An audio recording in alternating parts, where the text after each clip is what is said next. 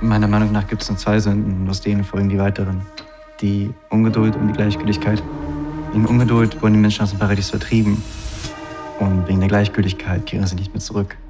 Hat Gott Ihnen das gesagt?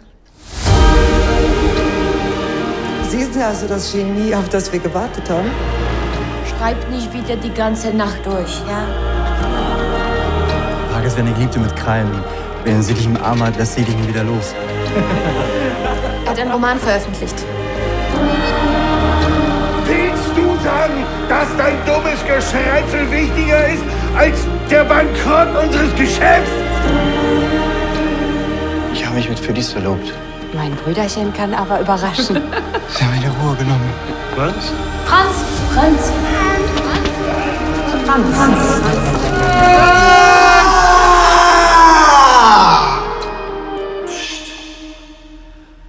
Endlich Ruhe.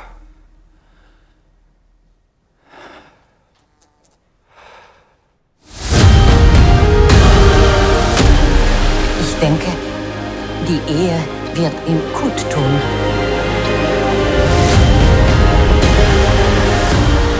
Manželství je složitá a nepřehledná instituce. Kannst du mir das erklären? Träumen und Leben, da gibt es einen Unterschied. Es ist Krieg.